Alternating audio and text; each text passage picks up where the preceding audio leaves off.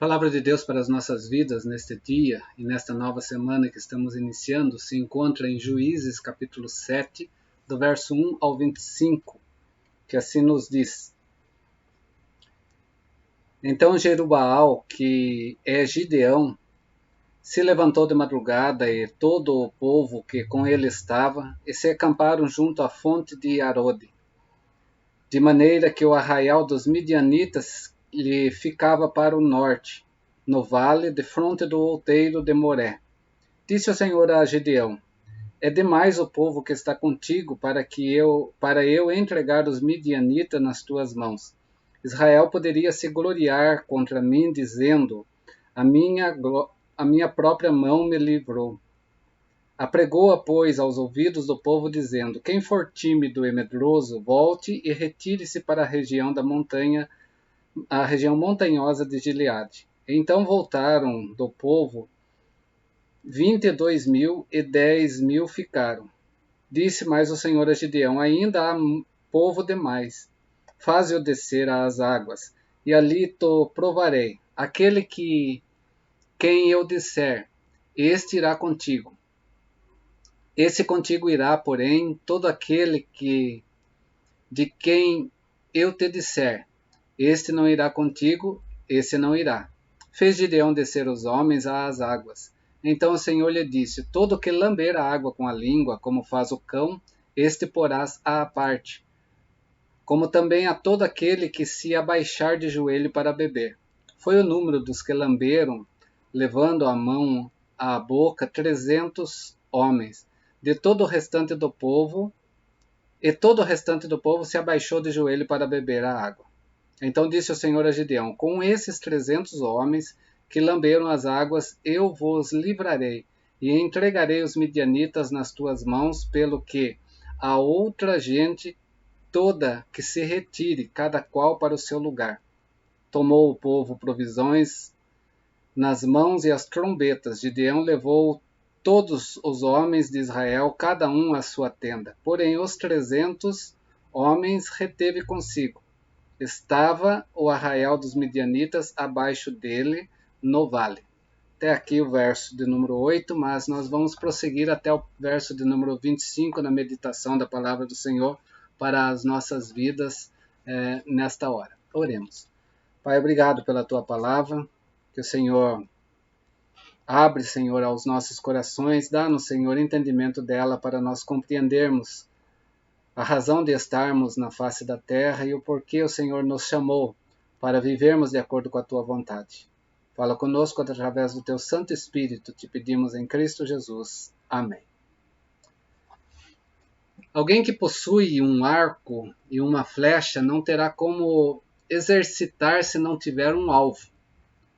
Aplicando esse princípio à nossa vida, se torna uma realidade imprescindível se não houver um alvo ou uma meta ou um objetivo ou um sonho. Não haverá também ânimo para lutar na vida. Toda vida não passa de uma mera rotina. Colhemos exemplos na vida de Gideão, um dos juízes dados por Deus para libertar Israel da mão dos midianitas. O objetivo principal pelo qual Deus levantou Gideão era este: providenciar a libertação dos inimigos que fizeram um cerco em Israel. O que nós aprendemos na história de Gideão aqui é aquilo que começa já no verso de número 2, que diz: Disse o Senhor a Gideão: É demais o povo que está contigo para eu entregar os midianitas nas tuas mãos. Israel poderia se gloriar contra mim, dizendo: A minha própria mão me livrou.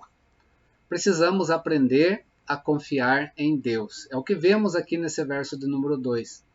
Uma das primeiras lições que Gideão precisava era confiança em Deus. E pensando nisso, são dadas ordens aqui da mão de Deus para a vida de Gideão para diminuir a quantidade de soldados do seu exército. Alguns conceitos sobre Deus Gideão conhecia. Deus não está limitado a tempo, espaço e circunstâncias, sabemos também disso. Gideão tinha que aprender que Deus é o Senhor absoluto.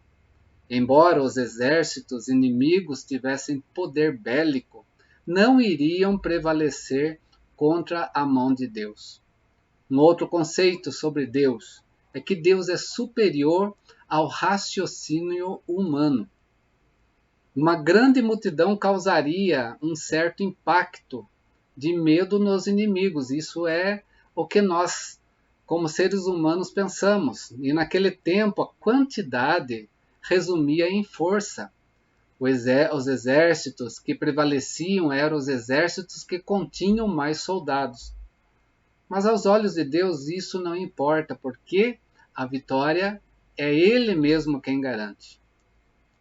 Terceira coisa na confiança em Deus que precisamos entender também e que Gideão sabia e que ele precisava exercitar é que fé e coragem são ingredientes essenciais. Uma pergunta para nós: como poderia Gideão diminuir a quantidade sem perder a qualidade? Essa é uma pergunta que às vezes nós temos também diante de nós em certos momentos das nossas vidas. Para que isso ocorresse, Deus diz a Gideão algumas coisas. Primeiro, os medrosos, os covardes, fossem para a sua casa. São duas atitudes opostas à fé e oposta à coragem. Ter esse tipo de soldado no meio do exército poderia ofuscar os propósitos dos demais. Uma outra coisa que podemos ver aqui é que os que perdessem também os propósitos também fossem para casa.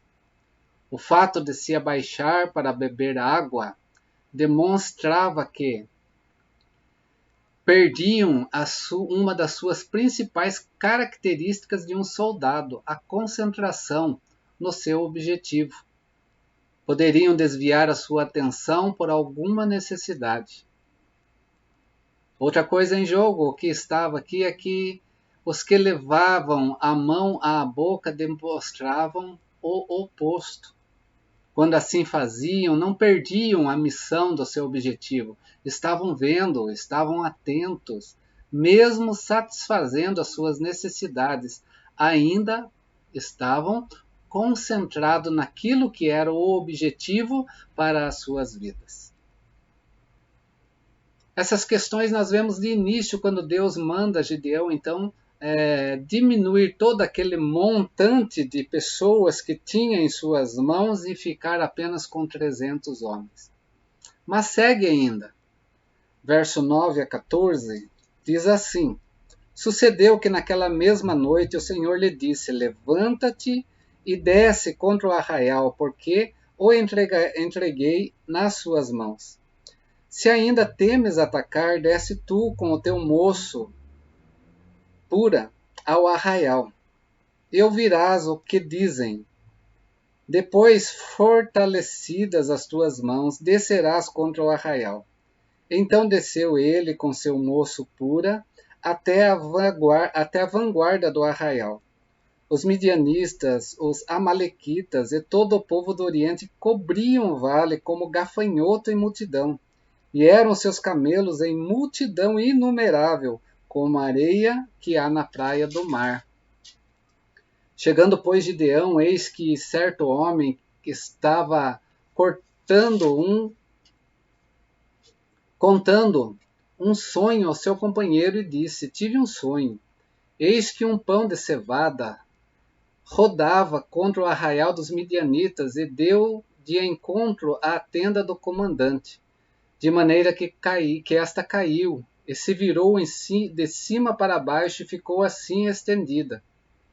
Respondeu-lhe o companheiro e disse: Não é isto outra coisa senão a espada de Gideão, filho de Joás, homem israelita. Nas mãos dele entregou Deus os midianitas e todo este arraial. Deus anima Gideão a prosseguir.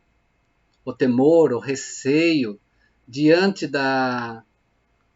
de uma grande prova da fé natural do povo, de uma visão humana, devido às limitações implicadas à nossa humanidade, estava ali. Mas Deus dá prova concreta de quem Ele é, de que Ele é capaz, com os que escolhem depender totalmente dele. Por isso, Deus anima Gideão a prosseguir para o alvo.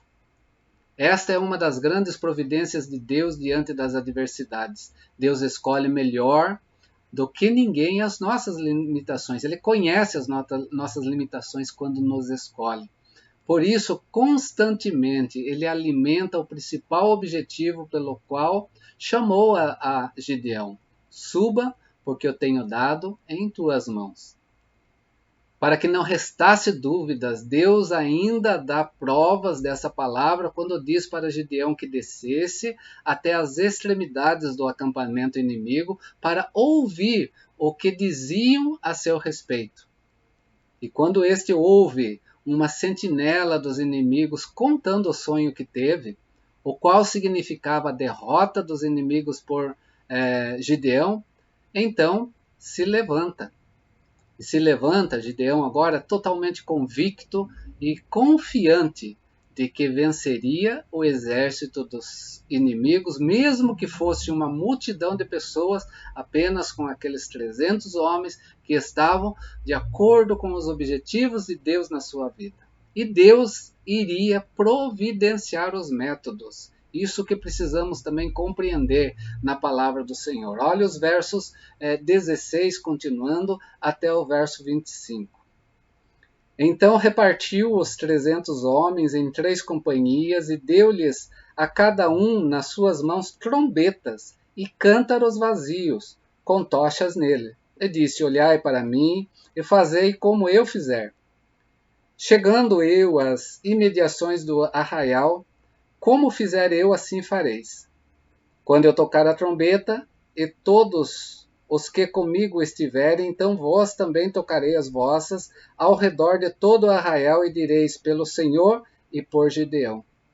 Chegou, pois, Gideão e os 100 homens que com ele iam às imediações do arraial, ao princípio da vigília média, havendo-se pouco tempo antes trocado as guardas, e tocaram as trombetas, e quebraram os cântaros que traziam nas mãos. Assim tocaram as 3 companhias as trombetas, e despedaçaram os cântaros, e segurava nas mãos esquerda as tochas, e na mão direita as trombetas que tocaram, e exclamavam: espada pelo Senhor e por Gideão. E permaneceu cada um ao seu lugar ao redor do arraial, e todo deitou a correr e a gritar e a fugir. Ao soar das 300 trombetas, o Senhor tomou a espada que de um contra o outro, e isso em todo o arraial, que fugiu rumo a Zererá, até Bet-Sitá, até o limite de Abel-Meolá, acima de Tabate. Então os homens de Israel, de Naphtali, de Asser e de todo o Manassés foram convocados e perseguiram os midianitas. Gideão enviou mensageiros a todas as montanhas de Efraim, dizendo: descei de encontro aos midianitas e impedi-lhes a passagem pelas águas do Jordão até Bet-Bará. Convocados, pois, todos os homens de Efraim, cortaram-lhes a passagem pelo Jordão até Bet-Bará, e prenderam a 2 príncipes dos midianitas, Oreb e Zeebe. Mataram Oreb na penha de Oreb, e Zeebe mataram no lagar de Zeebe. Perseguiram os midianitas e trouxeram as cabeças de Oreb e Zeebe a Gideão, da além do Jordão. O que nós vemos aqui nesses relatos dos versos 16 aos versos 25 é que Deus, quando ele separou aqueles 300 homens que viviam segundo os teus propósitos, é Deus também que providenciou os métodos para que eles pudessem vencer aquela batalha. Quando Deus comunica os seus propósitos, precisamos entender, ele também providencia meios para atingi-los. Olhando para a estratégia que Deus deu a Gideão, parecia a pior de todas. Quem levaria numa batalha vasos com tochas acesas e buzinas? Quem enfrentaria um exército do inimigo que tinha armas próprias para a guerra? Tinham espadas, tinham lanças. E Deus não manda o seu povo ir dessa forma para a guerra. A obediência, meus queridos, faz com que se conquiste os propósitos de Deus, aquilo que Ele dá para os seus escolhidos, aquele a quem Ele arregimentou também. Gideão sabia que esta batalha não poderia ser vencida com a força do seu exército. Mas Gideão conquistou a confiança que um líder precisa ter diante dos seus liderados. Aquela confiança que estava diante dos propósitos de Deus e não na visão humana que prevalecesse naquele momento. Se parássemos para pensar no que os 300 que com ele estava poderia pensar, quando Gideão dá a eles, ao invés de espadas e lança, um vaso e uma buzina, talvez encontraríamos reações como: esse Gideão deve estar nos achando pessoas sem juízo. O que ele quer que façamos com esse vaso vazio, com uma tocha acesa, um churrasco, uma festa? Mas Gideão tinha credibilidade diante dos 300 que com ele estava, porque esses viam em Gideão também a sua vida diante de Deus, a ponto de dizer a eles que fizessem exatamente como ele fez, e eles vieram a fazer tudo o que ele fizera. O resultado foi, diante disso, que Israel se libertou dos seus inimigos. Gideão foi lembrado na história porque creu nos propósitos de Deus em sua vida. Assim devemos viver as nossas vidas diante de Deus. Sua vida, a partir do momento de sua chamada, girou em torno da conquista, do propósito de Deus, daquilo que Deus queria para que ele pudesse cumprir na presença de Deus. Confiança, fé e ação. Foi possível alcançar o que Deus chamou para ele fazer. Gideão aprendeu muito bem aquilo que Deus quer falar para nós hoje também, diante de uma vida de confiança, diante de uma vida de fé, diante de uma vida de ação nos propósitos de Deus. Ele é o Deus Todo-Poderoso que age e pode fazer muito mais do que pensamos, muito mais do que nós achamos que podemos fazer, porque Ele é o Deus sobre todas as coisas. Quero encerrar essa meditação nessa hora, lendo a carta de Paulo aos Romanos, no capítulo 4, apenas o verso de número 17, e esse texto nos diz assim: como está escrito, por Pai de muitas nações te constituí, perante aquele no qual creu, o Deus que vivifica dos mortos e chama à existência as coisas que não existem. Esse texto fala de Abraão sendo justificado pela fé. Mas o que nós temos nesse texto é Deus. Deus que diz o quê? Que Ele que faz acontecer aquilo que nós achamos que não acontece. Ele vivifica dos mortos, ele chama à existência, ele traz à existência coisas que não existem. É aquilo que nós entendemos com relação à fé. A fé está naquilo que nós vemos, né, mas nós cremos. Mas cremos confiando, nós cremos com ação, fazendo, entendendo Deus sobre nossas vidas.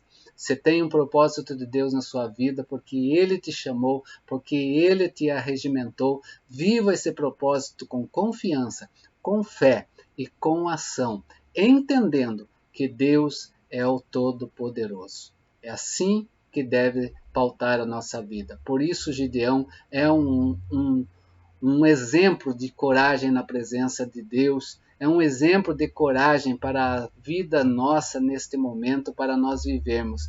Né? Gideão não era alguém diferente de nós. A única diferença que estava de Gideão na vida de muitas pessoas é que Gideão confiou em Deus. Gideão tinha fé em Deus. E Gideão agiu de acordo com os propósitos de Deus na sua vida, mesmo que as circunstâncias fossem diferentes. Gideão sabia o Deus a quem ele cria. Ele é o Todo-Poderoso que faz todas as coisas. Oremos. Pai, obrigado pela tua palavra. Que o Senhor nos dê nessa nova semana a mesma convicção que o Senhor colocou na vida de Gideão também. Que os nossos propósitos, os nossos objetivos, Senhor, nas nossas vidas, sejam também, ó Deus, de acordo com a tua vontade. Que nós possamos viver, ó Deus, essa nova semana crendo no Senhor, confiando no Senhor e agindo de acordo com a sua vontade.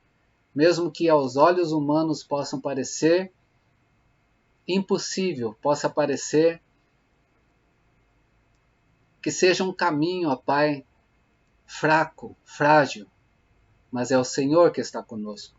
É o Senhor que estava com aqueles 300 no meio de uma multidão.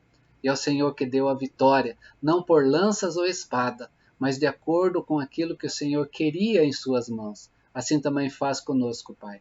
Dá-nos, ó Deus, uma nova semana debaixo das tuas bênçãos, pois o Senhor é o nosso Deus Todo-Poderoso, a qual nós confiamos as nossas vidas na tua presença.